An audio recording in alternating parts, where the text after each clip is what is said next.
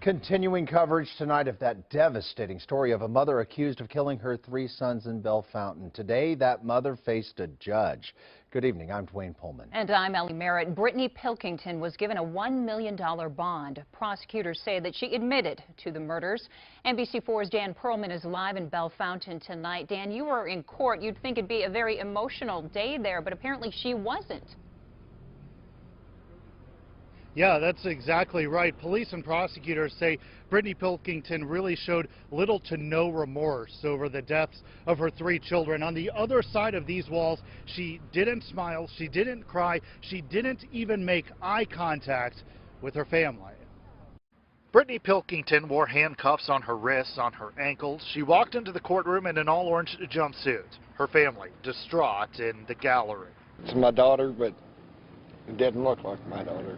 The arraignment itself lasted just moments. I'm going to go ahead and set bond in the amount of $1 million cash as surety. Pilkington is charged with murder. Police and prosecutors say in 13 months she killed her 3 young boys. Outside the courtroom, her parents left in tears. I don't even know where to begin. Her extended family is still in shock as well. She's 23 years old, and the outcome probably will be she'll probably be sent to prison for the rest of her life. Brittany Pilkington is due back in court next week.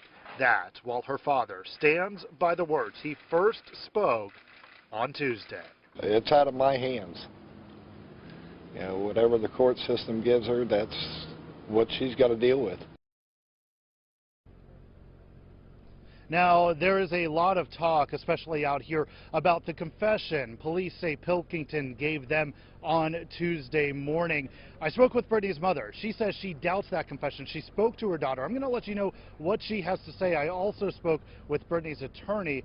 We'll have that for you tonight at 6. Live in Bellefontaine, Dan Perlman, NBC4. Dan, thank you. The prosecutor says this case actually began in 2012. Let's take a look at the tragic timeline here. In 2012, someone contacted Children's Services concerned about the conditions in the Pilkington home. Then on July 22nd, the cause of death was undetermined, but sudden infant death syndrome was suspected. April 6th of this year, 4-year-old Gavin died under similar circumstances. His autopsy was also inconclusive. When Noah was born, Children's Services sought emergency custody of him and his sister, but there was insufficient evidence to keep the children out of the home. 3-month-old Noah was killed 6 days after being released back to his mother.